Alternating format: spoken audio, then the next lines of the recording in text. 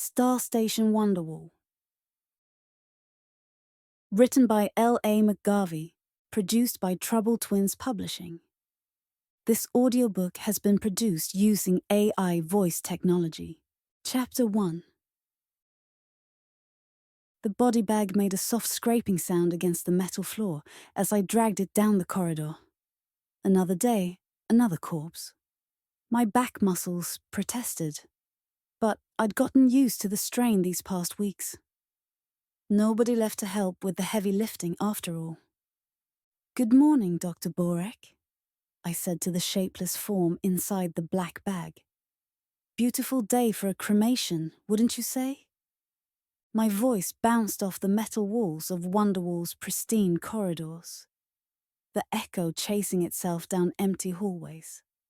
That hollow sound, my constant reminder that I was the last one breathing in this floating metal coffin. I paused to wipe sweat from my forehead, leaving a smear of God knows what.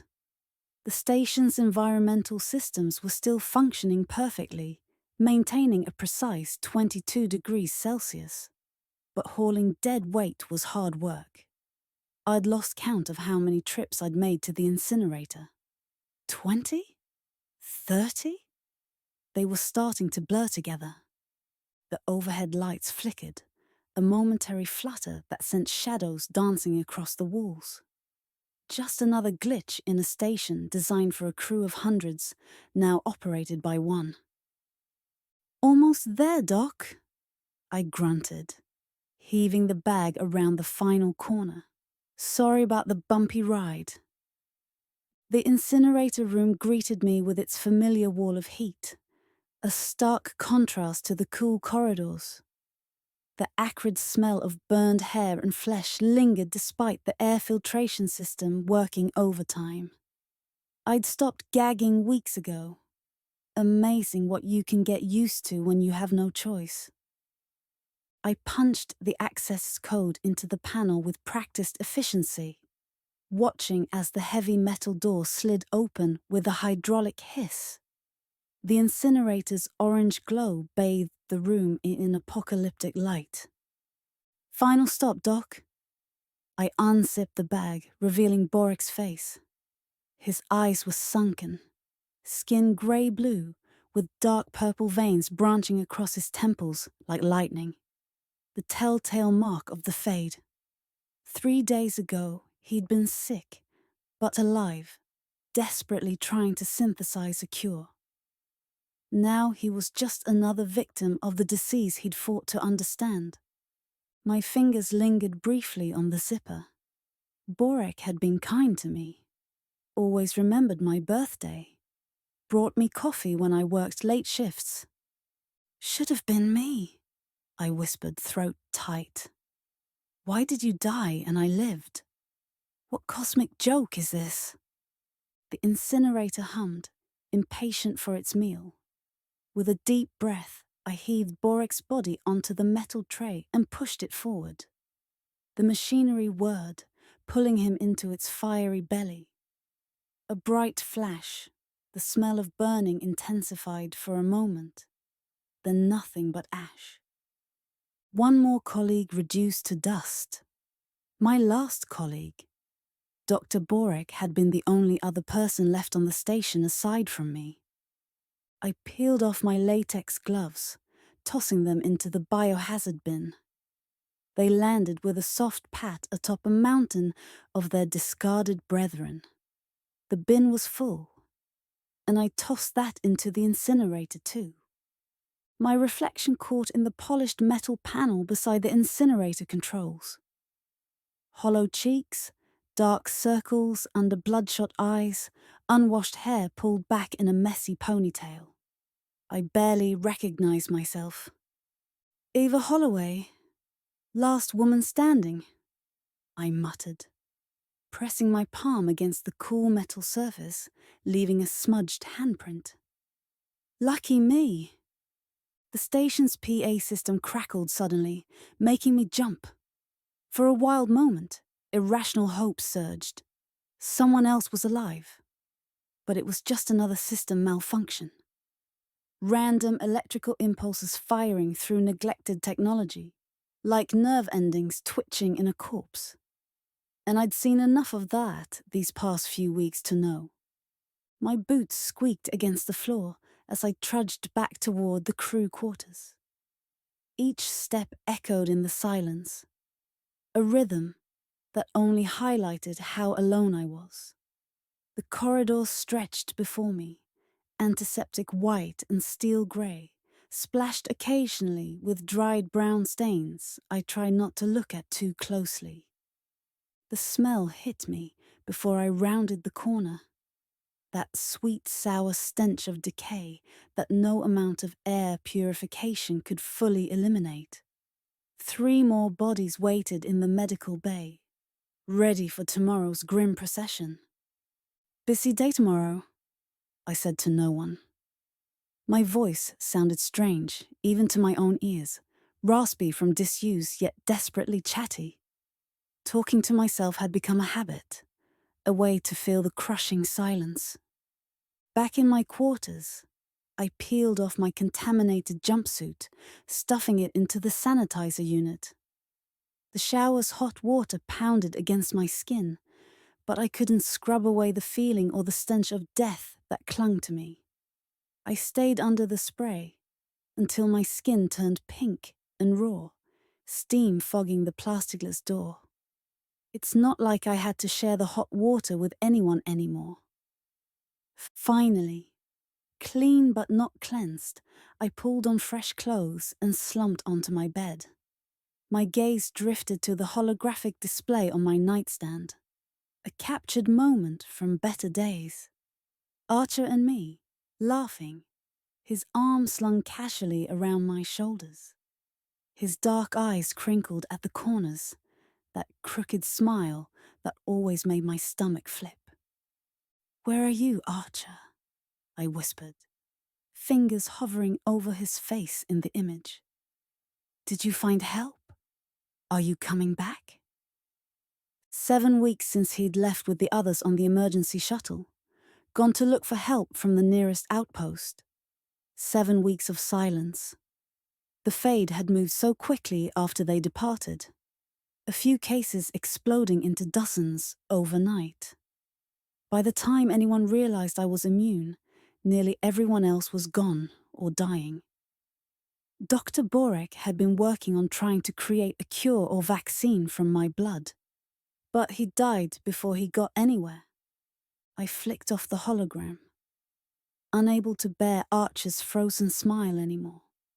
The silence pressed in around me, a physical weight on my chest. Sleep wouldn't come easily. It never did anymore. I stared at the ceiling, listening to the constant hum of life support systems, the occasional ping of metal expanding or contracting. The station breathed and lived, while its occupants didn't. I must have dozed off eventually, because the emergency alert jolted me awake, a sharp, insistent beeping from my comm unit. My heart raced as I fumbled for it in the dark. "Please be Archer," I whispered, fingers trembling as I activated the screen. "Please." The alert flashed red against my face. Orbital decay. Detected. Station stabilization required. My stomach dropped. Not a rescue, not Archer, just another system failure demanding attention. Wonderwall was slowly falling from its orbit, and I was the only one left to save it. As I pulled on my boots, a new thought formed, dark and seductive. Why bother? Why not let the station fall? An easy end to this nightmare. But Archer's voice seemed to whisper in my ear. "Not yet, Eva, love. Don't give up." I headed for the command center. As long as there was a chance he might return, I'd keep this damn station running. Chapter 2. The sharp metallic taste of blood filled my mouth as I bit down on my lower lip, staring at the row of storage lockers lining the crew quarters' far wall. I hadn't meant to come here. After dealing with the orbit destabilization and recalibrating the programming, my feet had simply carried me, as if drawn by some invisible thread to this shrine of abandoned lives. There was a name on each locker, some neatly stenciled, others scrawled in permanent marker with personal flourishes. Borek's precise lettering, Martinez's looping script, William's block capitals, Hernandez's impossibly artistic calligraphy. People reduced to labels on metal doors. After I'd put them all in the incinerator, this was all that was left of them. Time for some grave robbing, I muttered, my voice unnaturally loud in the hushed room. The air felt stale, untouched, thick with the lingering sense of various colognes, perfumes, and the individual odours that made up the olfactory fingerprints of my dead colleagues. I breathed it in. It was better than the stench of death. I hesitated, fingers hovering over the first keypad. Was this disrespectful or necessary?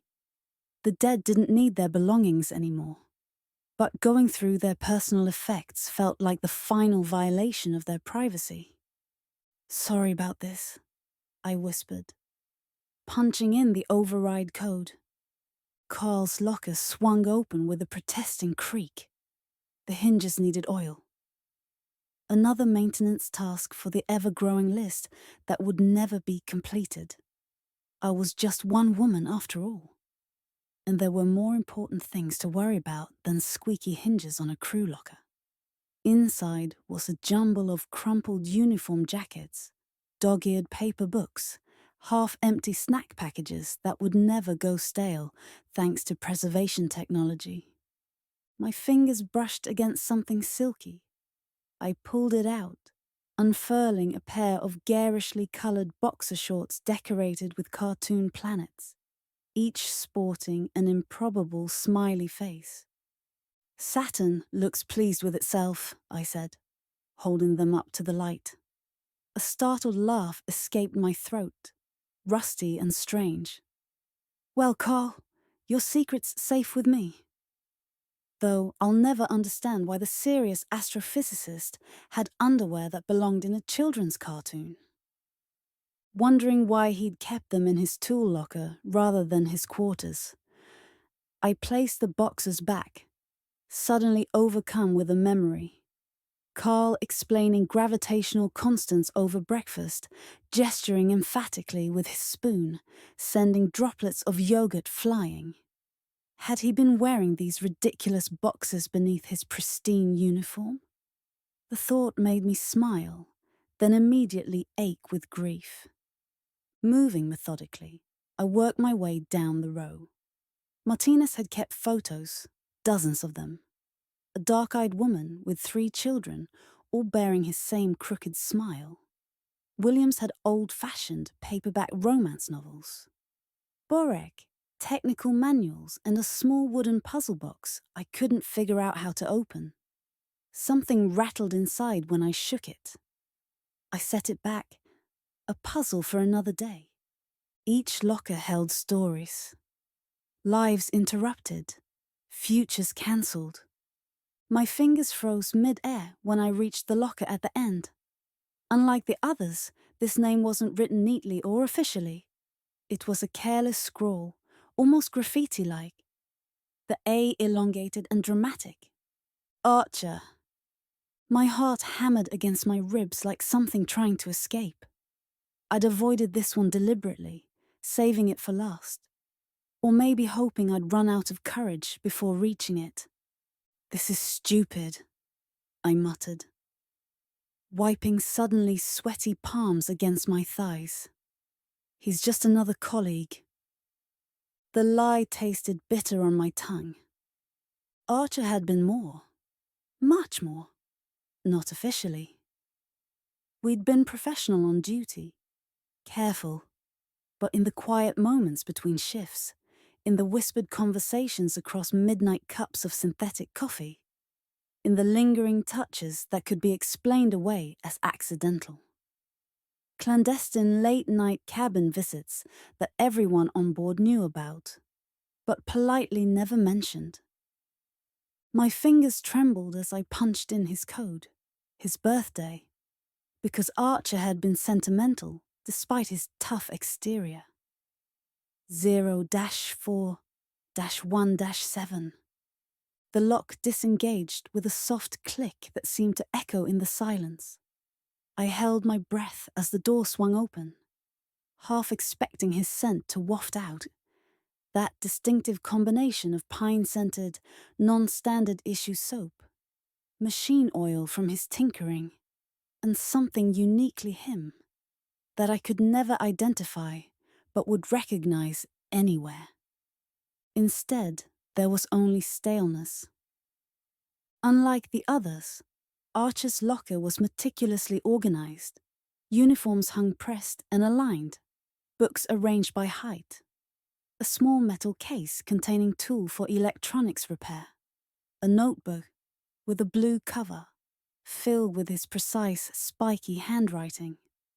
I ran my fingers over the pages, his words blurring through my tears. Technical notes, mostly, but occasionally personal observations. Eva broke the food synthesizer again. How someone so brilliant with complex systems can be so hopeless with a simple coffee machine remains one of space's great mysteries. I think she has ulterior motives. Fixed it while she wasn't looking. I snapped the notebook shut, cheeks burning. Had he always seen through my pretended helplessness?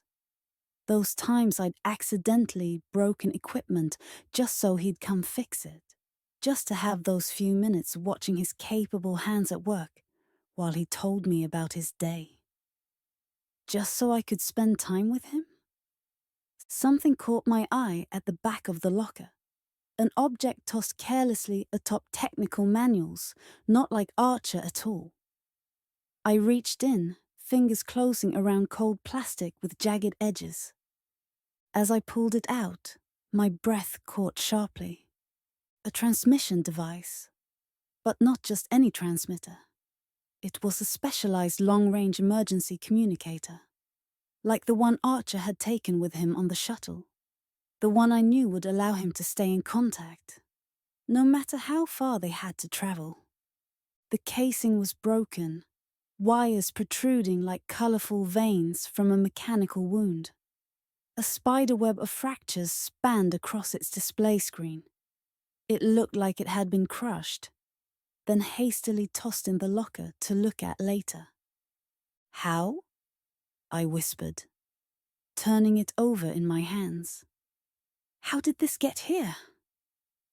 Archer had one of these. I'd watched him double-check its power cells. Watched him clip it to his uniform while he prepared his equipment for the journey to find help. It should be with him on the shuttle, millions of kilometers away. How did this end up here in his locker, broken and abandoned? It was so unlike Archer. He never kept broken things. Had he dropped it in the hurry to leave? Had someone stepped on it, and he'd simply scooped it up and tossed it into the locker, grabbing a different one before getting on the shuttle? There were only a few long-distance transmitters on the station. Why was this one here? I would probably never know. The rest of the station had been kept from this area, while the rescue crew stayed in isolation before leaving to ensure none of them were carrying the virus. I had not seen Archer in the days before he left. I had been in the infirmary helping Dr. Borek, taking bodies to the incinerator. There had been no time for goodbyes. No, I said firmly, shutting down the hope before it could fully form. Don't do this to yourself, Eva.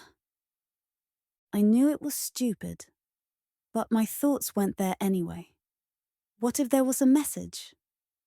I had been too busy clearing away bodies and tending to the sick to check for comms. My heart pounded so loudly I could hear it.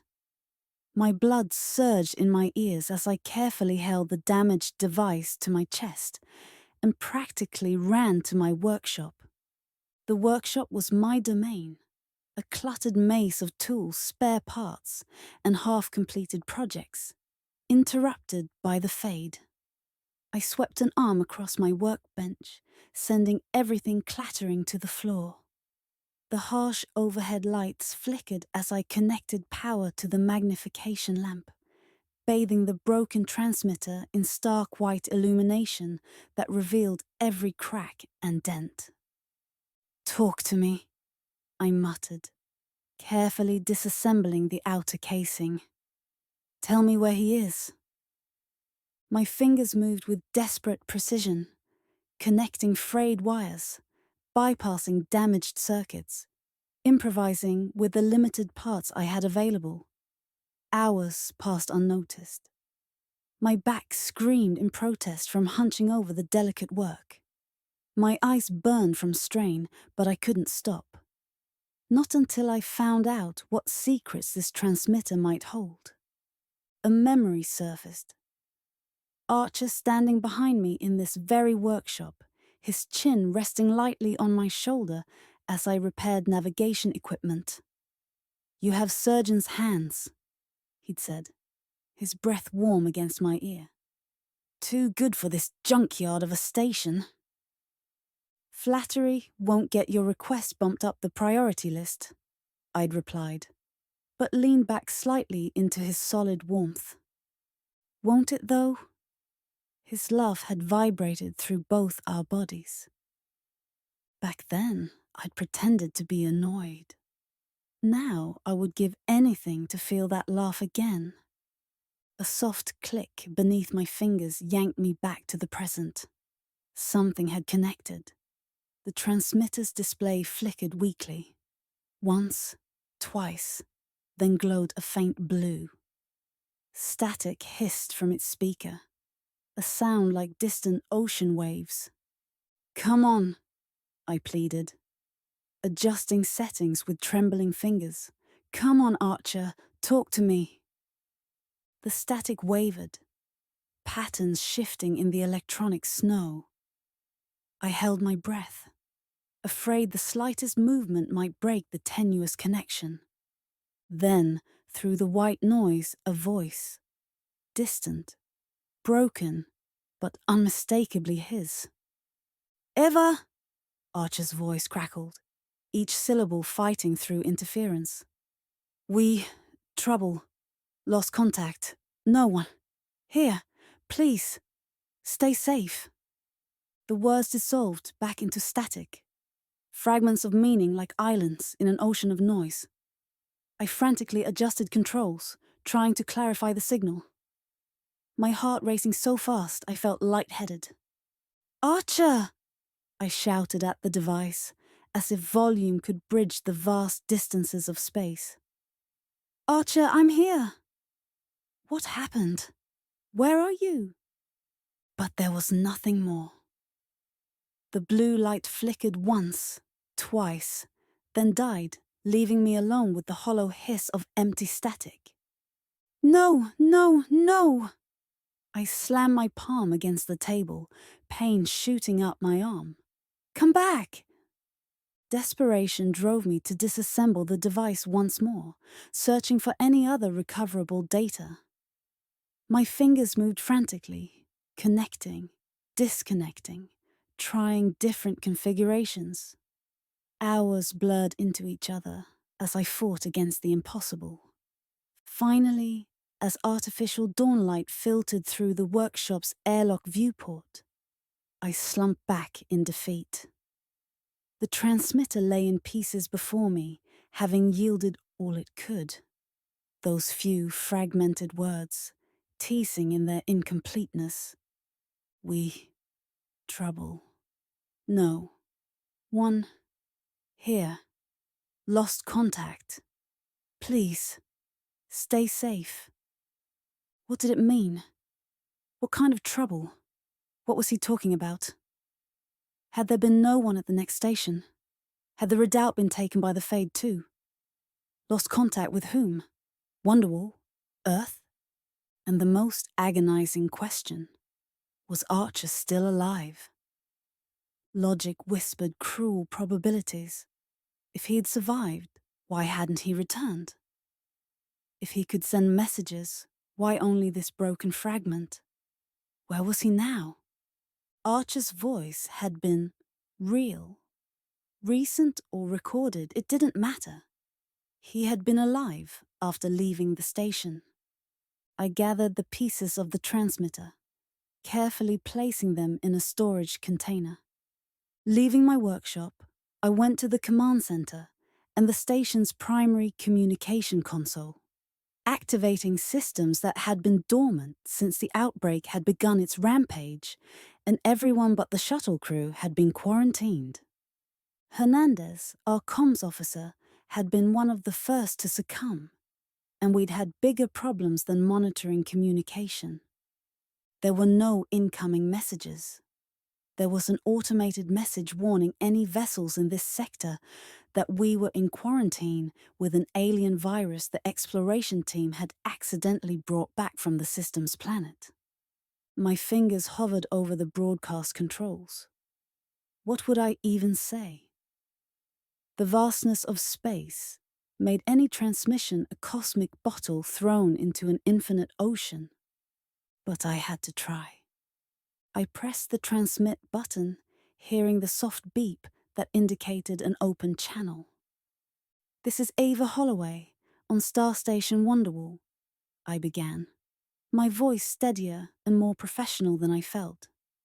"Archer, if you're out there, if anyone is out there, I'm alive. The station is functional. The fade has... everyone else is gone." I swallowed hard. "Archer, I found your message. I'm here. I'm waiting." My voice cracked slightly. "I'll keep broadcasting and checking. Every day, same frequency. Please, just let me know you're alive." I set the system to repeat my message at regular intervals, a digital beacon calling into the void. Then I programmed the scanners to alert me to any incoming transmission, no matter how faint. As I made my way back to my quarters and exhaustion caught up to me, a new feeling competed with the grief and loneliness, a dangerous, fragile thing. Hope. Dangerous because it could shatter so easily. Fragile because it rested on such thin evidence that I wasn't all alone out here. But real. As real as the memory of Archer's voice. Broken through static, reaching across impossible distance to find me. I collapsed onto my bunk, fighting tears. As sleep finally claimed me, one thought repeated in my mind like a prayer. "Find me, Archer. I'm still here." Find me? In my dreams, I heard the comm system beeping with an incoming transmission. But when I jerked awake hours later, heart pounding with anticipation, the only sound was the station's endless mechanical breathing and the soft, mocking hiss of empty static from the receiver. Chapter 3. The life support system blared a high-pitched alarm. I had reset it in the command center before coming down here, but it was blaring again. I ignored it. There was no way I could silence it and get back to the clogged air scrubber before the alarm was set off again. The sound vibrated through my bones, setting my teeth on edge. I preferred the eerie silence of the station to this. I would be happy when I had the scrubber repaired and the only sound was the station. Wonderwall had a voice of its own, a concert of mechanical sounds that had once faded into background noise when shared with 300 other people. Now, in the silence, every ping, hiss and rumble seemed amplified to deafening proportions. I had tried listening to music, but that had only made things worse, reminding me how alone I was, and I'd quickly turned it off.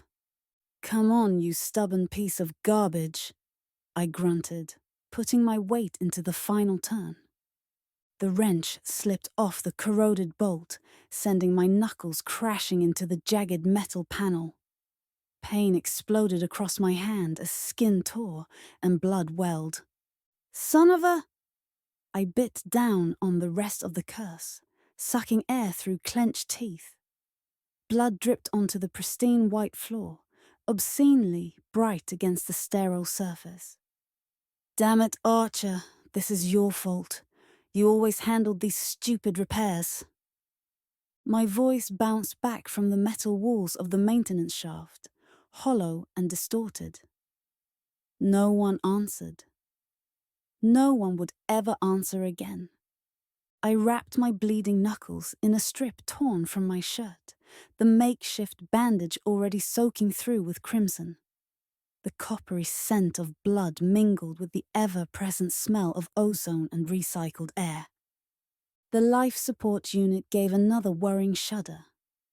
The temperature gauge fluctuated wildly, the digital readout blinking between numbers that were far too high and dangerously low.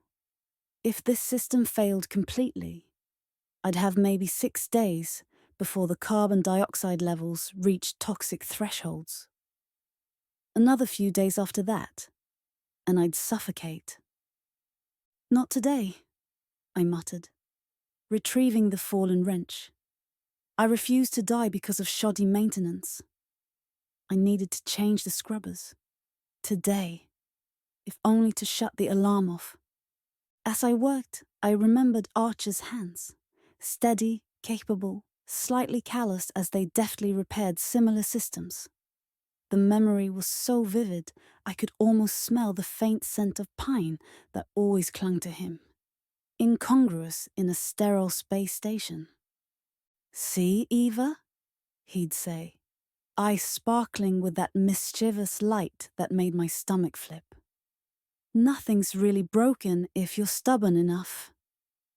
He'd taught me basic repairs, though I'd pretended to be less mechanically inclined than I was, just to watch him work, just to have those quiet moments of instruction. His body close to mine, his breath warm against my neck as he leaned in to show me exactly how much pressure to apply. "Yeah," I whispered to his ghost. "Nothing's broken except my sanity." With renewed determination, I attacked the air scrubber housing again, ignoring the throbbing pain in my hand. This time, the wrench caught, and the bolt moved. 3 agonizing turns later, the housing was open. The old filters were long overdue, and it took effort to pull them out. The first one was stuck. I yanked it as hard as I could, but it didn't budge. I repositioned myself, a foot braced on the housing. I yanked again. It came free suddenly, and I slammed backwards onto the floor, landing painfully on my tailbone. I dropped the filter and grabbed at my back, tears of rage, pain, and frustration pouring down my cheeks. I lay rocking on the floor for a few minutes. The life support alarm continued to blare, and I got slowly back to my feet. One more to go, then it'll be fresh air for months. I grabbed the second filter, and more prepared this time. Didn't fall when it came free. I had the new filters in, and the scrubber unit closed up in no time. I turned it back on. The unit mellowed to an acceptable hum, and as the temperature readout stabilized, the alarm cut off mid-wail, leaving my ears ringing. "There!" I said, patting the metal housing and rubbing my back. "Was that so hard?" Crawling backward through the narrow maintenance shaft, I emerged into the main corridor, muscles protesting from being cramped in an awkward position for so long. The overhead lights flickered briefly, another system threatening failure. I added it to my mental repair list, already dozens of items long, priorities changing daily. The silence pressed in like a physical weight, broken only by the constant mechanical respiration of the station. Footsteps should have echoed from adjacent hallways. Voices should have carried from the mess hall. Laughter should have floated down from the recreation level. Instead, there was nothing. Just the sound of my own breathing and the indifferent hum of machinery that didn't care if it sustained one life or 1,000. I made my way back to the command center, my footsteps echoing dramatically through empty corridors. The smell changed subtly as I entered. Electronics, plastic, the faint ozonic scent of equipment that had been running too hot for too long. The vast room, designed to bustle with the activity of at least a dozen crew members, yawned around me. Workstations sitting dark and abandoned. I slid into the communications chair, the synthetic leather squeaking beneath me. It still held the shape of Hernandez's body. I tried not to think about that as I activated the communications array. The system hummed to life, lights blinking across the console like multicolored stars. I cleared my throat, suddenly self-conscious despite being utterly alone. "This is day 23 of isolation on Star Station Wonderwall," I began, my voice sounding alien even to my own ears. "Eva Holloway reporting. Life support stable, though the auxiliary system tried to quit on me today. Food supplies adequate. Water recycling at 98% efficiency." I paused, fingers drumming against the console's edge. The formal report felt hollow, meaningless. Who was I even talking to? The empty void of space. Future archaeologists who might find this derelict station centuries from now. Potential rescuers. I shut the comms down. Sanity questionable, I added with a bitter laugh. I've successfully repaired everything except myself. Turns out loneliness doesn't come with an instruction manual. My laugh echoed hollowly around the empty control room, sharp and brittle. The sound made me flinch. "I keep expecting someone to walk through the door," I continued, the words pouring out now. "Every time I hear the station creak or groan, I think it's footsteps. Every random electronic beep sounds like someone calling my name. I've started talking to the coffee machine. Yesterday, I could have sworn it answered." The communication console blinked impassively, recording my slow unraveling. The green transmission light glowed steadily. "Ready." I didn't hit the transmit button, leaving it on record only. "I remember when Archer tried to teach me to dance right here," I said, as I swiveled in the chair, gazing around the command center. It was during that ridiculous mandatory crew celebration. What was it? The station's commissioning anniversary. Someone had synthesized that awful attempt at alcohol, and Archer insisted that the command center had the best acoustics. I closed my eyes, reconstructing the memory in vivid detail. The makeshift colored lights someone had rigged up through the command center and the canteen. The terrible music piped through the station's announcement system. The way Archer's hands had felt on my waist, warm and secure. The way my arms wrapped around his neck.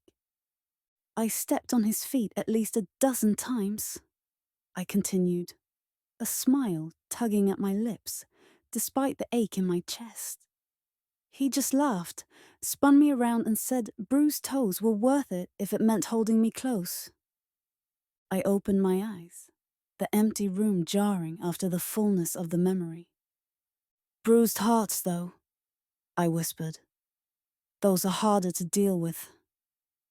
My fingers hovered over the transmission cutoff switch, but I couldn't bring myself to press it yet. Speaking aloud, even if only to unhearing electronic ears, was the only thing keeping the crushing silence at bay. "If you're out there, Archer," I said softly, If by some miracle you're alive and can hear this, I'm still here. I'm still waiting. Come home. I ended the transmission, the console lights dimming as it switched to standby mode. For a moment, I sat utterly still, listening to the empty station breathe around me. Then, with a sigh, I pushed away from the console and headed toward my quarters. The corridor outside my room smelled of disinfectant. I'd scrubbed obsessively in the days after loading the last of the bodies to the incinerator. Inside, I'd created a small fortress of familiarity. I'd gathered items from around the station. Borek's puzzle box, Martinez's pictured, William's paper books, real ones, with pages that smelled of lignin and possibility. I peeled off my blood-stained shirt, wincing as the makeshift bandage stuck to my wound. In the small bathroom, I carefully cleaned the gash across my knuckles. The antiseptic stung, sharp and clean, a pain that was almost welcome for its simplicity. That night, sleep eluded me. I lay awake, listening to the station's nocturnal sounds. The soft click of thermal expansion and contraction, the occasional gurgle of water through distant pipes, the almost imperceptible hum of air circulation. I imagined conversations with the crew.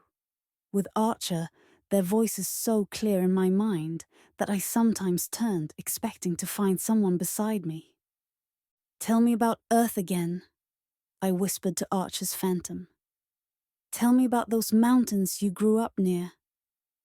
I could almost hear his reply, the low rumble of his voice as he described snow-capped peaks, piercing cloud layers. Air so crisp it hurt to breathe, the particular quality of sunlight filtered through pine needles.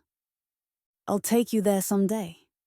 We'll go on a picnic," his memory promised, as he had promised so many times before. "I'll hold you to that," I answered the emptiness. I had never been to Earth. I'd grown up on a space station with Earth normal gravity, though, and a park that tried to emulate an Earth rainforest. I fell asleep thinking of forests and picnics. Morning arrived with the artificial brightening of corridor lights, the station's programmed circadian rhythm, continuing regardless of whether anyone needed it. I dragged myself from bed, muscles stiff and eyes gritty from lack of sleep. After choking down a ration bar that tasted like cardboard saturated with sugar, I went to the command center. The routine gave structure to emptiness. Wake, eat, check systems, repair what was broken, broadcast, sleep, repeat.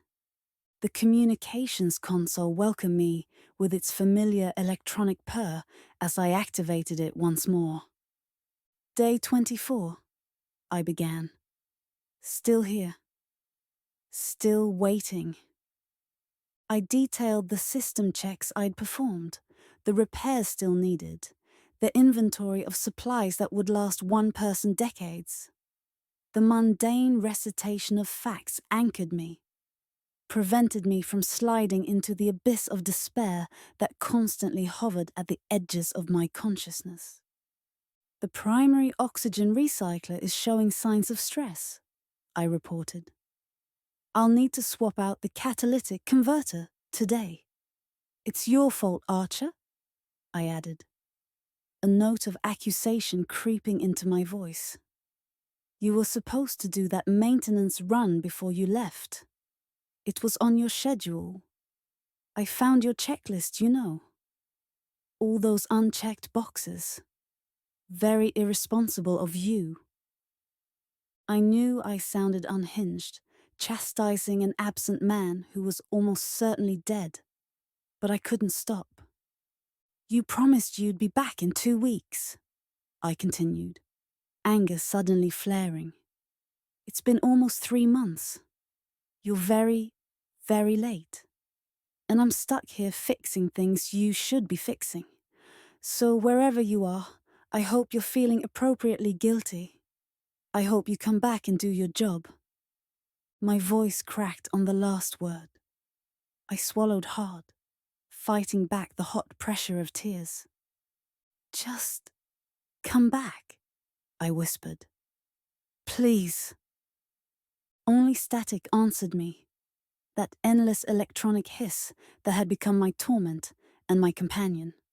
But the act of speaking, of sending my voice out into the void, kept the encroaching shadows at bay. These broadcasts had become my lifeline, a tenuous thread connecting me to humanity, to sanity, to hope, even if the only one listening was me. I ended the transmission and rose from the chair, rolling stiff shoulders. As I turned to leave, a soft electronic tone stopped me, a sound I hadn't heard in weeks. The emergency alert system. My heart hammered against my ribs as I rushed back to the console. The screen flashed urgent red warnings. Hull breach detected. Section 12. F. Emergency bulkheads engaged. Pressure loss critical. Section 12F. The observatory. The station's most vulnerable point, with its vast transparent dome designed for stellar observation. If the breach expanded beyond the emergency bulkheads, I didn't finish the thought. Instead, I raced from the command center, fear lending speed to my tired legs. The haunting wail of the breach alarm followed me through the corridors, banshee screams promising death in the cold vacuum of space. Chapter 4. 3 weeks had passed since I'd repaired the hull breach. A micrometeorite the size of a grain of sand had punctured the observatory dome, triggering emergency protocols that saved the station but sealed off one of my favorite places. The loss felt disproportionately cruel, like the universe had deliberately targeted the one spot where I could watch distant stars and pretend I wasn't completely alone. I'd fallen into a routine of sorts. Wake, eat, repair systems, broadcast to emptiness, sleep, repeat. The days blurred together, differentiated only by which system was failing and which memories haunted me most persistently. The static from the communication console had become my constant companion. A soft, endless hiss that filled the command center. At first, I'd found it maddening. Now it was comforting, like electronic white noise, masking the crushing silence of abandonment. "You're losing it, Eva," I muttered, massaging my temples as I stared at the console's readouts. My reflection in the darkened screen looked gaunt, shadows pooling beneath my eyes like bruises. Talking to yourself is one thing.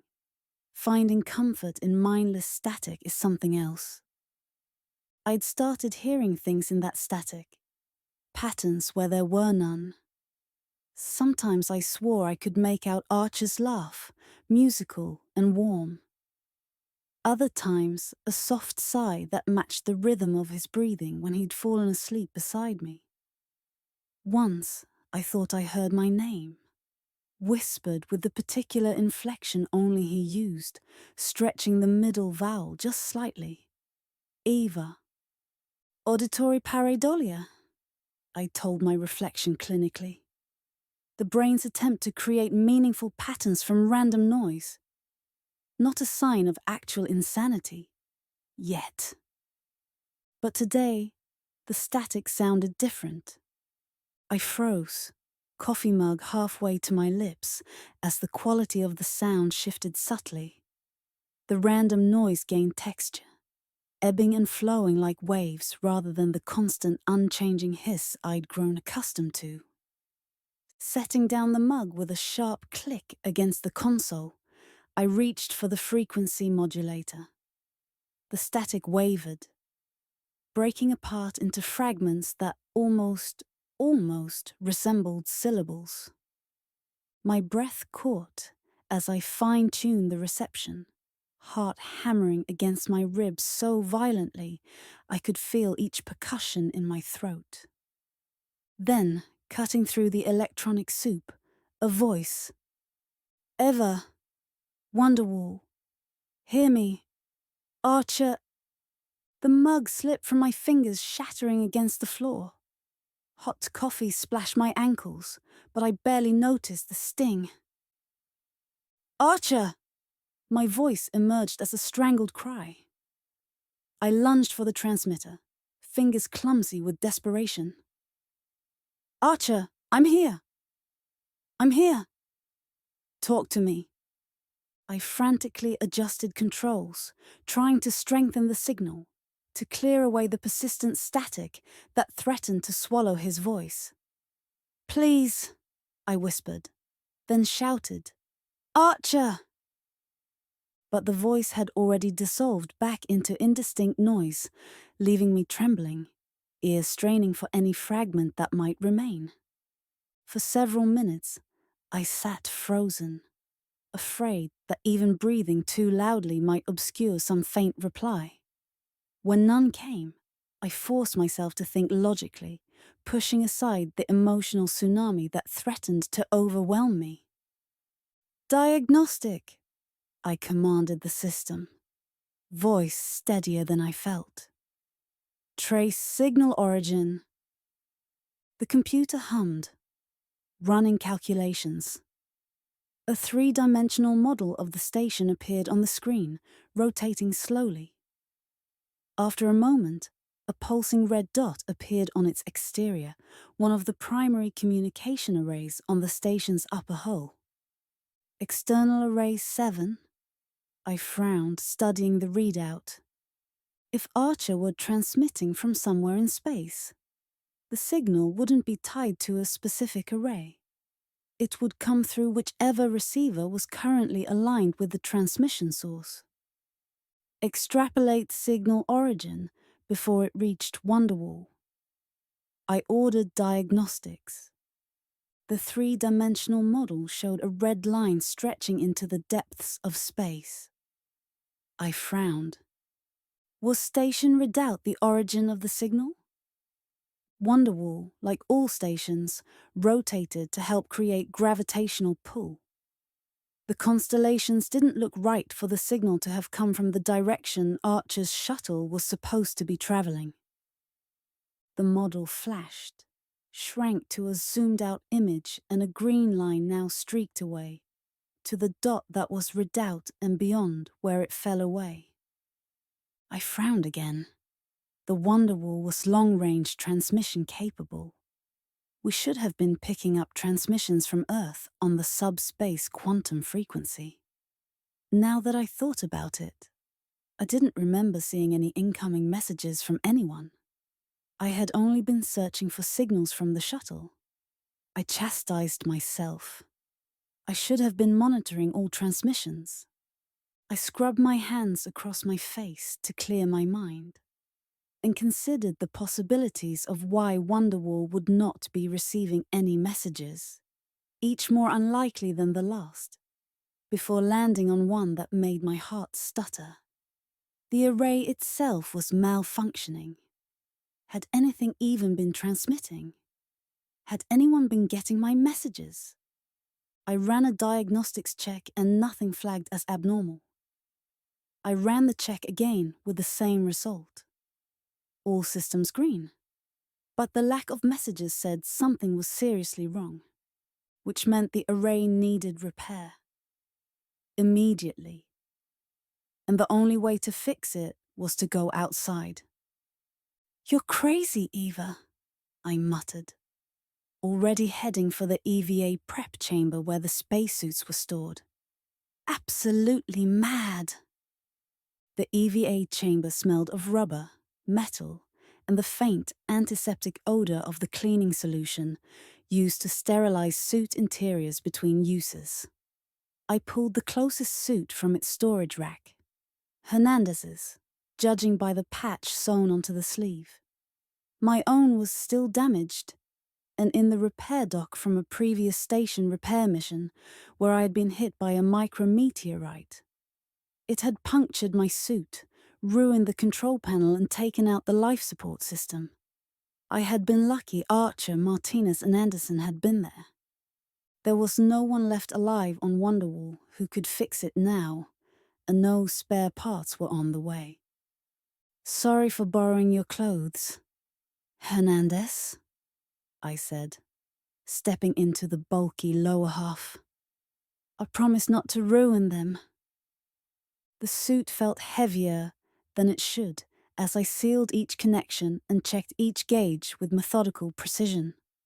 My fingers fumbled as I attached the helmet, hearing the satisfying click of a secure seal.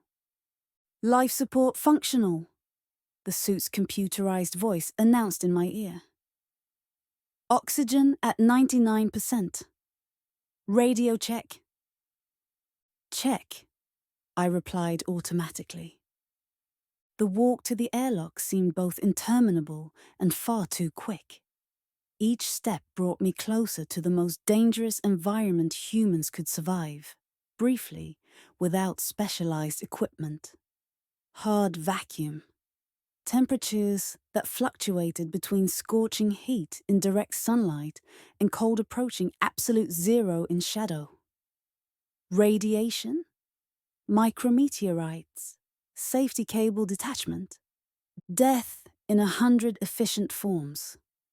My heart pounded loudly in my ears as I stepped into the airlock chamber, the inner door sealing behind me with a pneumatic hiss that always sounded too final. "Archer," I whispered fiercely as the airlock cycled, depressurizing with a sound like distant screaming. "This had better be you. If I die fixing an array that's just picking up space junk frequencies, I'm going to be seriously annoyed." With a final warning tone, the outer door slid open. Nothing, not simulations, not training, not even previous EVAs, prepared you for that first moment facing the void. The absolute blackness of space stretched in every direction, pricked with stars that seemed simultaneously too bright and impossibly distant. No air meant no medium for sound waves. The silence was absolute, except for my own breathing, harsh and quick in my ears. Wonderwall sprawled beneath me, a massive structure of gleaming metal and composite materials, beautiful in its complexity. From this angle, its scale was disorienting, both impossibly vast and somehow fragile against the infinite backdrop behind it. "Focus, Eva," I reminded myself, activating the suit's maneuvering thrusters with a practiced motion. A gentle push sent me floating away from the airlock. The sensation both exhilarating and terrifying. The tether connecting me to the station trailed behind like an artificial umbilical cord. My only lifeline if the thrusters failed. There was no one to get me to safety if something happened this time. I navigated carefully around the station's exterior, avoiding the sharp edges of solar panels and the delicate sensor clusters that dotted the hull. Microgravity made movement both easier and more complicated. It took less effort to move large distances, but stopping precisely required careful calculation and timing. "Array 7 should be just around this module," I muttered, using a handhold to guide myself around a curve in the station's architecture. The array came into view, a complex forest of antennas, dishes, and sensors designed to capture even the weakest transmissions from distant sources. Immediately, I spotted the problem. A section of the array had been damaged, likely by a micrometeorite shower, like the one that had punctured the observatory dome. Several antennas were bent at unnatural angles, and a control panel hung open, exposed circuits glinting in the harsh, unfiltered sunlight of the alien system we were exploring. The long-distance antennas array was sheared off and missing. I could fix the rest, but there was nothing could do about that. Great. More delicate work in oven mitts? I sighed, referring to the bulky gloves that made fine manipulation frustratingly difficult. I maneuvered closer, careful not to disturb other components. Up close, the damage looked even worse. Not just physical distortion, but evidence of electrical failures. Charred circuitry and melted connection points suggested power surges had coursed through the system. No wonder you're picking up ghosts, I told the array, already reaching for the toolkit attached to my suit. Working in vacuum required deliberate, measured movements. Every tool had to be tethered to prevent it from floating away. Every adjustment needed to be precise. The system's sun baked the exposed side of my suit, while my shadow side chilled rapidly. The temperature differential, creating a persistent discomfort that I pushed to the background of my awareness. Just a little further, I breathed, voice echoing raggedly in my helmet as I stretched to reach a troublesome connection. Sweat trickled down my face, impossible to wipe away inside the helmet. It gathered in my eyebrows, occasionally dripping into my eyes, stinging. The oxygen gauge on my heads-up display flashed a subtle warning, 75% remaining. Still plenty, but a reminder that time was limited. Come on, I muttered, delicately splicing a replacement wire into place. Talk to me, Archer. Tell me you're out there. My fingers, clumsy in the thick gloves, slipped. The wire connection sparked, a brief, silent flash in the vacuum. The jolt traveled up my arm, not painful but startling. The array's control panel flickered to life, status lights blinking in patterns I desperately tried to interpret through sweat-blurred vision. That's it, I encouraged, making final adjustments. Just hold together long enough to... A sharp alarm blared in my helmet, causing me to jerk back in surprise. Red warnings flashed across my heads. Up display, O2 recycler malfunction. Emergency reserves activated. Return to airlock immediately. No, I gasped, suddenly aware of the heaviness in my lungs. Not now. The oxygen percentage counter dropped precipitously. 70%, 65%, 60%. As I watched in horror. The suit's emergency system was failing to recycle my exhaled carbon dioxide back into breathable air. The shock from the comms array must have fried something in my suit. I now had minutes, not hours. Abandoning the repair tools, I pushed away from the array, using the maneuvering thrusters to propel myself back toward the airlock. The station seemed to stretch and distort before my eyes, the distance impossibly vast. Just hold on, I wheezed, each breath becoming more laboured. My vision tunneled, the edges darkening ominously. Almost there. The oxygen counter continued its merciless decline, 55%, 50%, 45%. My movements became sluggish, thoughts fuzzy. I remembered reading about hypoxia, how the most dangerous part was that you stopped caring about the danger. A strange euphoria replaced fear. Stars whirled around me in dizzying patterns. Were they moving, or was I spinning? I couldn't tell anymore. The airlock, my destination, my salvation, seemed both impossibly close and unreachably distant. Not yet, I begged weakly, fighting against the growing urge to simply close my eyes and drift. Not like this. Archer's face floated in my fading vision, smiling that crooked smile that always made my heart skip. Keep moving, Eva. his memory urged. I'm waiting. With one final, desperate thought, hoping I was clear of any obstruction, I activated the emergency recoil on my tether. The mechanism engaged, retracting rapidly, pulling me toward the airlock faster than manual thrusters could manage. I crashed into the inner hatch with bone-jarring force, the impact sending fresh stars exploding across my darkening vision. My fumbling fingers found the emergency override, punching the sequence through muscle memory rather than conscious thought. The outer door slid closed with excruciating slowness.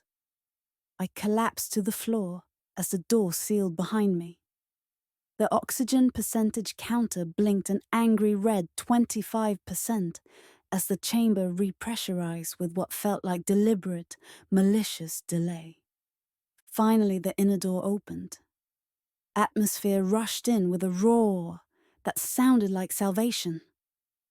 I pulled my gloves off and I clawed at my helmet with weakening fingers, desperate for untainted air.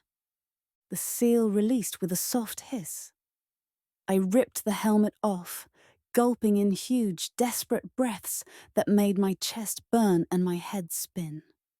For several minutes, I simply lay there, focused on the simple, miraculous act of breathing, tears of relief and residual terror streaming down my face.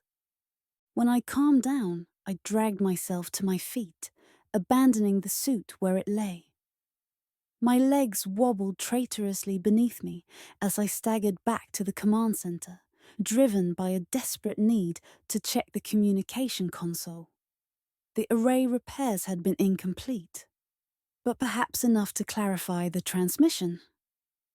Perhaps enough to hear Archer clearly, to confirm he was alive, to learn where he was and had they gone the wrong way.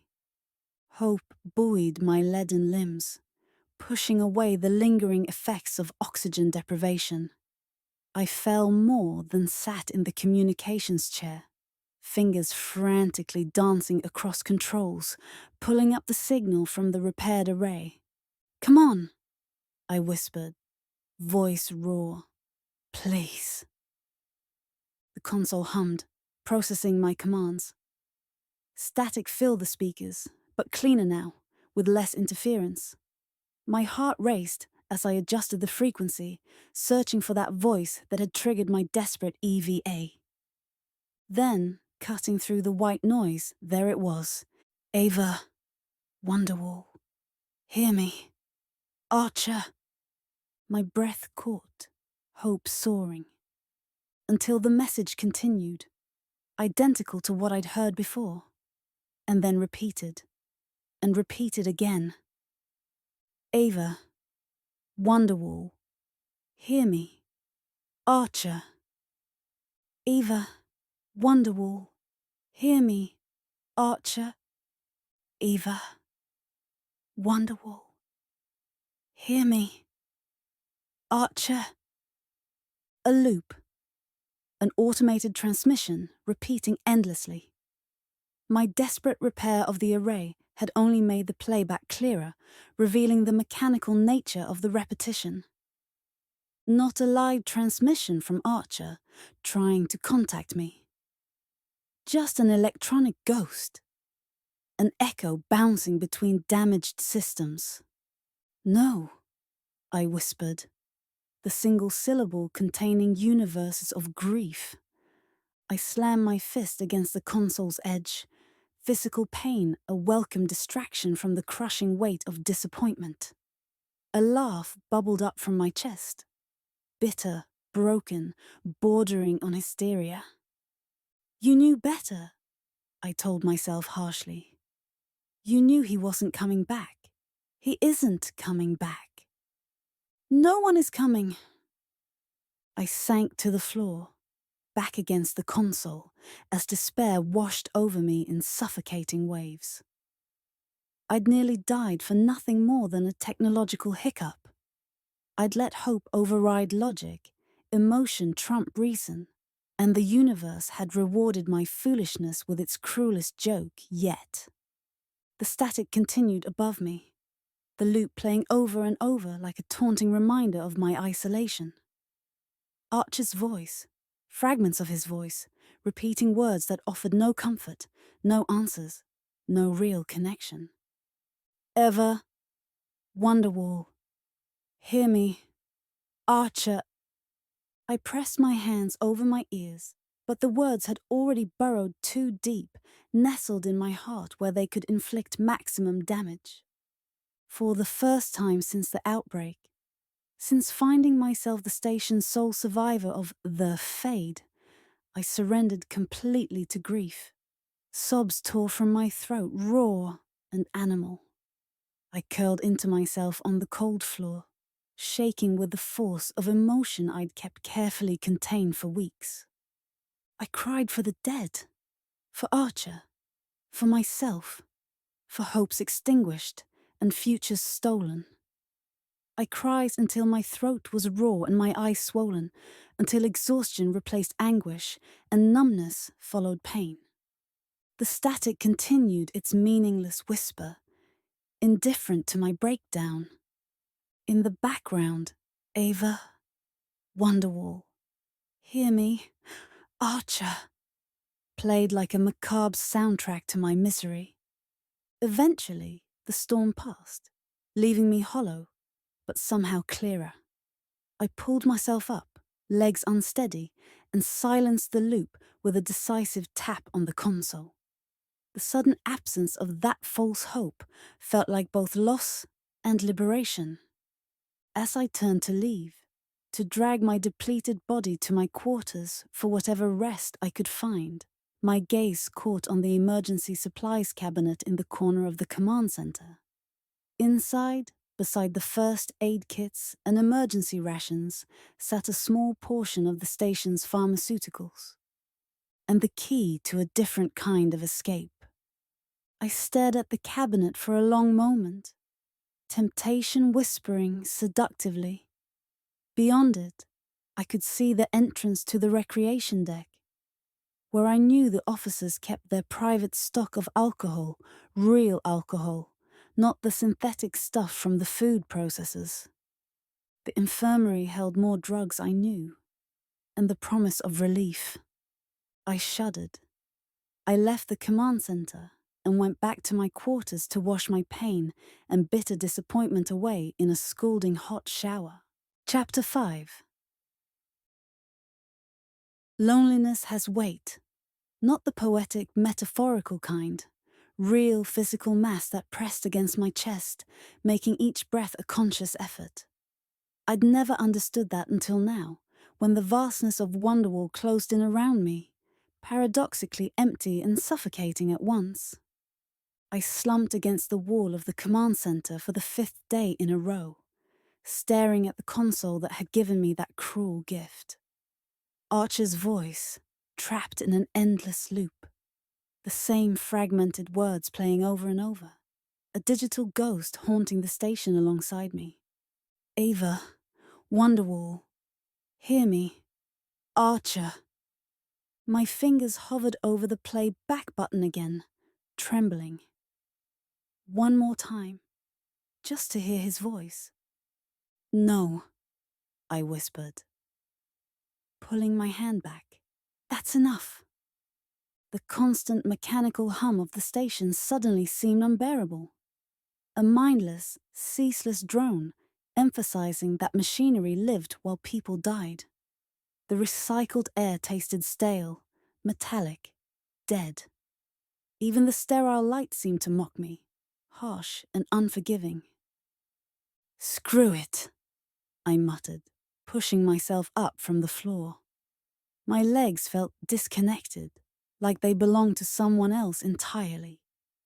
Screw everything. I stumbled down the corridor toward the canteen. The motion-activated lights flickered on as I entered, illuminating the abandoned dining area. Heading straight for the storage cabinets behind the serving counter. The door required an access code, but I'd memorized all the station's security protocols weeks ago. The panel beeped cheerfully as I entered the numbers.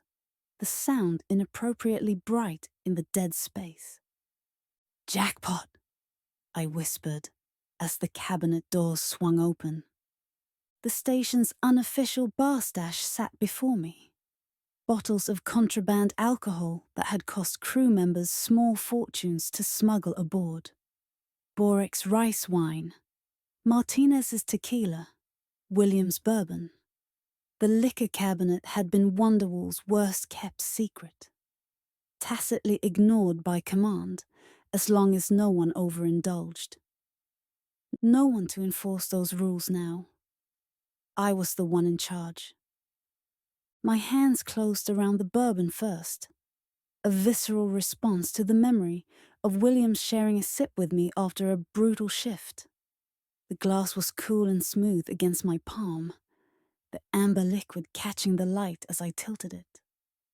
"To absent friends," I murmured, unscrewing the cap and taking a deep swig directly from the bottle. The liquor burned a fiery path down my throat, spreading warmth through my chest. I gasped, eyes watering, but took another drink before the burn had fully subsided. I pushed myself up and headed for the crew quarters, intending to go to my cabin. I passed Martinez's cabin and had a change of plan. I went inside and searched his room. It didn't take long to find what I was looking for. A small lockbox tucked behind his uniforms. Martinez's pharmaceutical stash. Everyone knew he dealt in mild recreational substances and non-regulation painkillers. Another open secret aboard a station where small vices were the only escape from the monotony of space. The combination was his daughter's birthday. He'd told me on once while he was drunk. The lock clicked open, revealing neatly labelled containers. Pills in various colours and shapes. Sleep aids, mood elevators, pain blockers, hallucinogens. "Why choose?" I muttered, taking the lockbox with me. The containers clinked against each other, a strangely musical sound in the silence. Not like anyone's keeping inventory. Then, with my treasures gathered, I retreated to my quarters, sealing the door behind me with a decisive hiss. Hours blurred into days in a kaleidoscope of chemical comfort. I drifted, half conscious, as Wonderwall spun silently through the void. The station's day-night cycle continued without my participation, lights brightening and dimming according to a schedule that no longer mattered. Sometimes I thought I heard voices, conversations in adjacent rooms, laughter down hallways, footsteps approaching my door. I didn't care. Reality and memory melded seamlessly. Archer sat beside me on the bed, his weight making the mattress dip slightly. His scent, pine and machine oil, so vivid I could almost taste it. "What are you doing, Eva?" his hallucination asked, voice gentle but disappointed. "Coping," I slurred, waving a half-empty bottle at him. The movement left trails of light in my vision. "Or not coping, whatever you want to call it." "This isn't you," he said, reaching for the bottle. His hand passed through it, insubstantial as mist. "You're stronger than this." "Why should I be strong?" I demanded, anger flaring hot and sudden. "For what?" "For who? You left me here. Everyone left me here." "I didn't leave by choice," Archer's phantom replied, his dark eyes sad. "I went to find help." "Doesn't matter," I mumbled, turning away from the apparition. "You're still gone, and I'm still here, alone, always alone." I swallowed another pill. I'd long since stopped tracking what I was taking, and chased it with a mouthful of something that might have been tequila, or vodka, or the awful stuff made on the station. The labels had stopped mattering. I just wanted oblivion. Eva, Archer's voice whispered in my ear.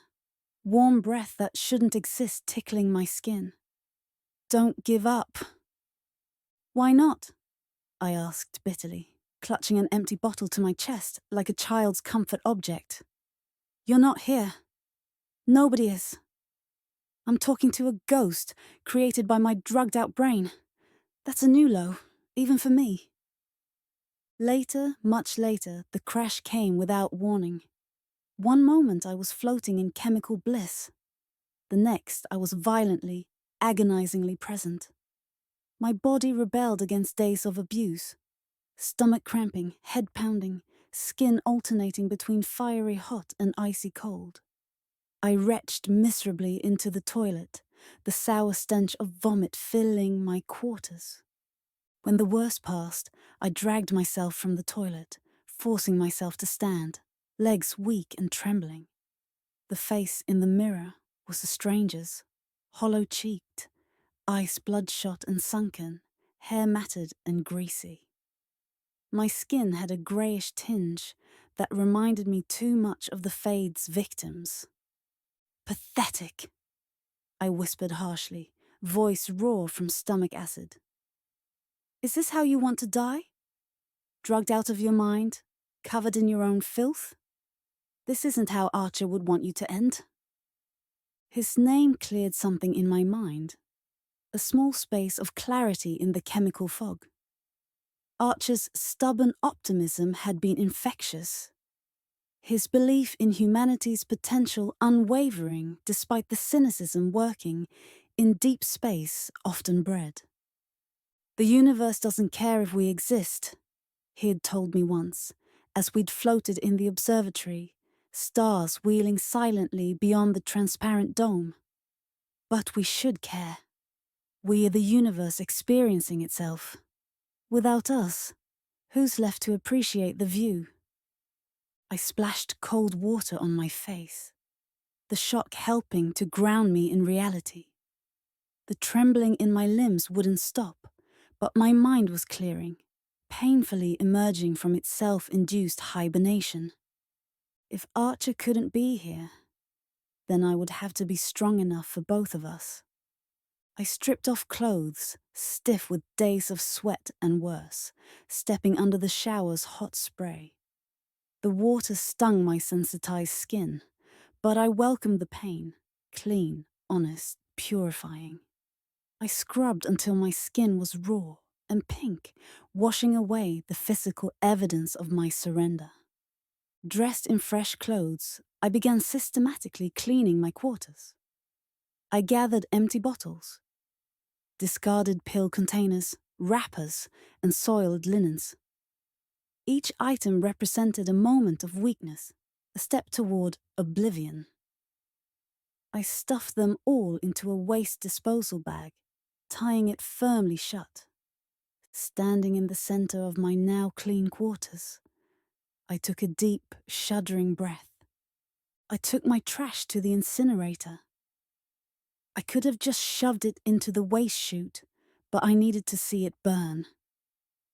Okay, I said aloud, voice steadier than it had been in days as I watched my old life burn. Enough of that.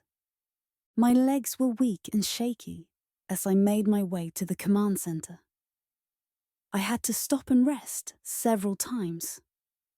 How long had I been incapacitated by my grief-fueled binge? I stopped at the canteen long enough to grab a fistful of protein bars, ignoring the mess I had made in my drugged state. I winced. I would clean this tomorrow.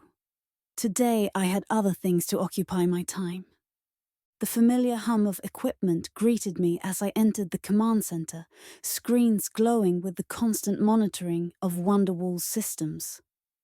I slid into the communications chair, activating the console with practiced movements. The transmission light blinked red as the system warmed up, ready to broadcast my voice into the void. "This is Eva Holloway," I began, voice raspy but determined. Last a survivor of Star Station Wonderwall. The date is... I glanced at the chronometer, surprised by how much time had passed during my lost days. Day 67, since isolation began. I paused, gathering my thoughts, choosing my words carefully. I've been absent. That ends now. From today forward, I am taking over as the commander of Station Wonderwall. If the parent corps has a problem with that, too bad. I am all that's left. I will document everything. The outbreak of the Fade, its progression, the loss of the station crew, my experiences as the sole survivor. I will record what I know of the shuttle mission and its fate. I will preserve our story.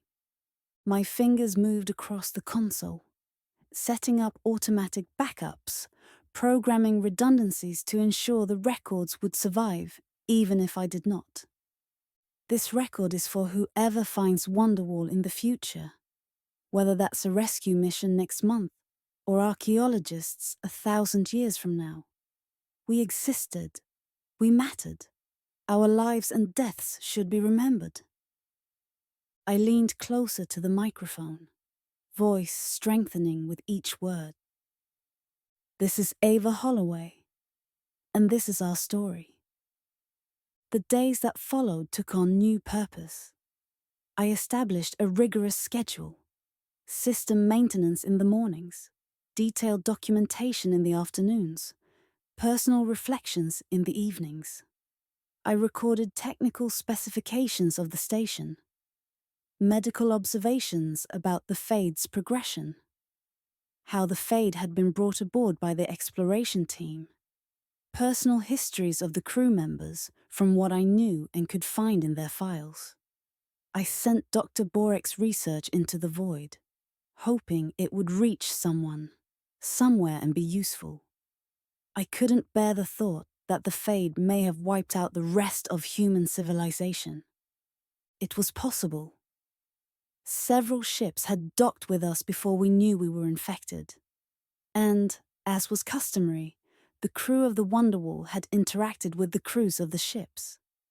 There had been more than one impromptu party.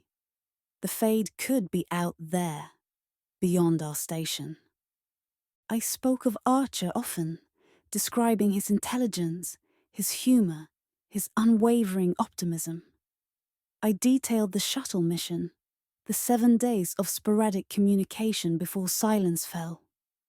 This is Eva Holloway, day 52, I said into the recorder, voice steady and clear. Today I will be discussing the early warning signs of the Fade that we missed, the subtle symptoms that appeared before we recognized the outbreak. I worked methodically, scientifically, creating the most comprehensive record possible. Each broadcast, each documentation session, each memory preserved gave meaning to my continued existence. I was no longer just surviving. I was doing something useful. At night, the loneliness still pressed in, heavy and insistent, but it no longer threatened to crush me completely. When Archer's voice whispered in my mind now, I welcomed it as comfort rather than torment. I'm doing my best, I told his memory one night, staring up at my ceiling. I hope that's enough. I could almost see his smile, feel the warmth of his phantom hand covering mine. It always was, his memory seemed to answer, for the first time since he vanished, and I'd put the last body, Anderson, in the incinerator. I felt less alone. Not because I believed he would return. Logic still insisted that was impossible, but because I had found purpose in preserving what we had been, what we had meant to each other, what humanity had accomplished here on Wonderwall. The universe might be indifferent to our existence, but I was not. And as long as I lived, neither Archer nor anyone else who had called Wonderwall home would be forgotten. I was the last voice, the last memory, the last witness. And that finally was enough. Chapter 6. The command center hummed with the soft electronic whispers of dying technology. Lights flickered on the console panels, amber, green, red, painting my hands in shifting colors as they hovered over the broadcast controls. The chair beneath me still smelled faintly of Hernandez's cologne, a ghost scent that persisted despite the weeks since his death. I'd stopped noticing it most days, but tonight it seemed stronger, as if the station itself was remembering its lost crew. Tonight was the 1-year anniversary of Dr. Borick's death. 1 year since I had become the lone survivor and occupant of Star Station Wonderwall. A soft beep indicated the recording system was active, the small red light pulsing like a mechanical heartbeat. I cleared my throat, suddenly hesitant. What did final words sound like? How did you sum up the end of humanity in a space station with no audience? "This is Eva Holloway," I began, my voice steadier than I expected. The words resonated in the empty command center, bouncing back to me from metal walls that had witnessed too much death. "This will be my last transmission." The finality of that statement settled over me like a weight. Last. Such a small word for such an enormous concept. I've said everything I needed to say. About the plague, about survival, about loneliness. My fingers traced idle patterns on the console's smooth surface, muscle memory seeking comfort in familiar textures. But there's one last thing. I swallowed hard, the lump in my throat threatening to choke my words before they could escape. Through the viewport, stars glittered against perfect blackness, distant, cold, and utterly indifferent to human suffering, yet somehow beautiful in their eternal constancy.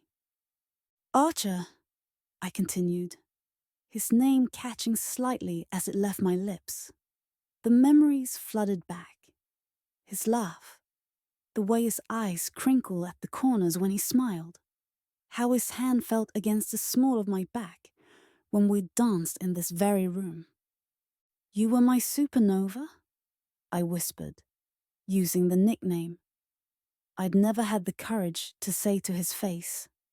"The brightest light in my darkest moments?"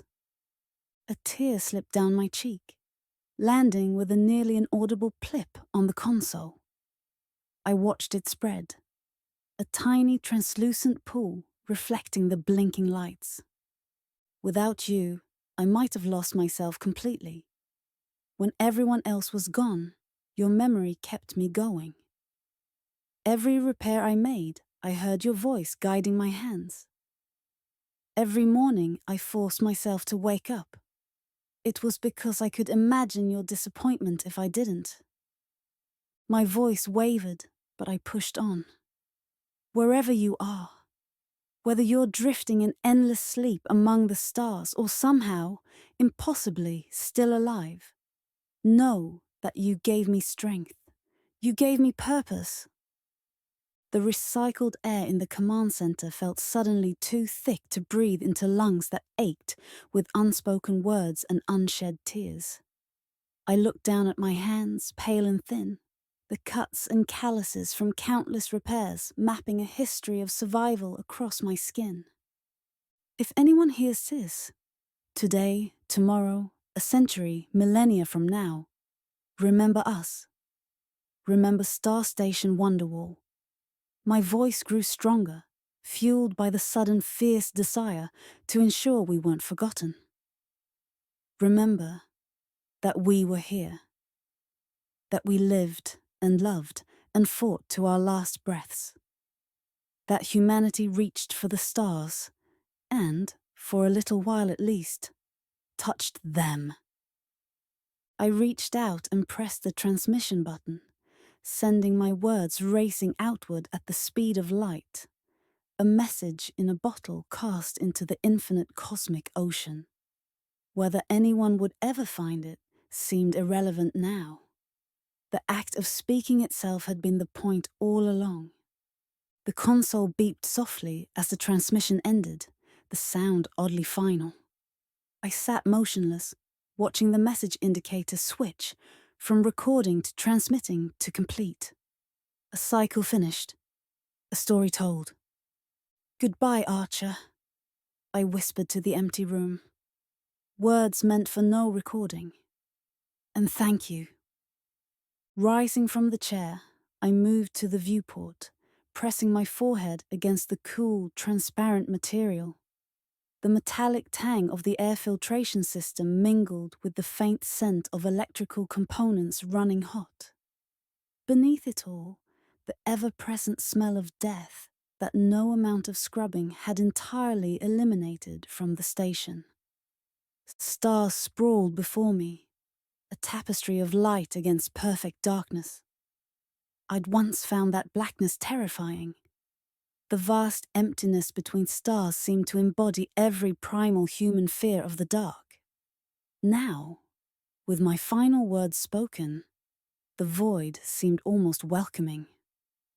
Not threatening, just vast, beautiful, and endlessly patient. The cosmos would continue long after Star Station Wonderwall became a drifting tomb. Long after Eva Holloway was nothing but atoms rejoining the universe that had birthed them. There was comfort in that continuity. That endless cycle of matter, transformed but never truly gone. My quarters seemed smaller when I returned. The collected artifacts of my dead colleagues crowding the space. I ran my fingers over Borek's puzzle box, Martinez's pictures, the romance novel Williams had been reading before the fade took him, my museum of the dead, my company in the emptiness. I undressed slowly, every muscle aching, with the accumulated fatigue of weeks of survival. The synthetic fabric of my uniform rasped against skin that had grown too sensitive, too aware of every sensation in the absence of human touch. The soft hiss of the shower couldn't mask the creaking sighs of the station around me. Metal expanding and contracting with temperature fluctuations, like an old person settling into bed. The hot water pounded against my scalp, washing away sweat and tears in equal measure. I closed my eyes, letting the steam envelop me, imagining for a moment that the water droplets trailing down my skin were gentle fingers. Archer's fingers, tracing the curve of my shoulder, the line of my spine. "Pathetic," I whispered, the word dissolving in the steam. But I didn't open my eyes, clinging to the illusion for a few moments longer. After the shower, I stood before the mirror, studying my reflection in the condensation-blurred glass. Hollowed cheeks, shadows beneath eyes that had seen too much death, hair hanging limp and darker than usual with dampness. I hardly recognized myself. This gaunt survivor wasn't the woman Archer had known. "Would you even want me now?" I asked his ghost. Only the familiar creaks and squeals of the station answered. Sleep came with surprising ease that night. The sheets felt softer against my clean skin, the darkness behind my eyelids, welcoming rather than threatening. No more broadcasts to plan, no more desperate hopes to maintain, just acceptance and the strange peace that came with it. I dreamed of Earth as Archer had described his childhood home. Mountains that pierced the clouds, forests that breathed with ancient life, streams that sang over smooth stones. In the dream, Archer stood beside me, his hand warm in mine as we watched sunrise paint the peaks in shades of gold and rose. "It's even more beautiful than you said," I told him, leaning into his solid warmth. "I told you I'd bring you here someday," he replied, his voice vibrating pleasantly through his chest and into mine where we touched. I wish it was real, I whispered. Dream logic allowing me to recognize the fantasy even while experiencing it. He turned to me then, eyes serious yet kind. Who says it isn't? The mountains dissolved into stars, and I was drifting among them, weightless and unafraid. The cosmic dance of galaxies spiraled around me, time stretching into infinity. I was everywhere and nowhere, connected to everything yet free from all constraints. Perfect peace. Until the sound shattered it. Clang. The noise reverberated through the station, metallic and unmistakable. My eyes flew open, heart instantly thundering against my ribs. For a moment, I lay perfectly still, wondering if I'd dreamed the sound. Clang, hiss. No, not a dream. I sat bolt upright, sheets falling away from skin suddenly covered in goosebumps despite the regulated temperature. That sound, I knew that sound intimately. Had heard it hundreds of times during normal operations. The airlock was cycling,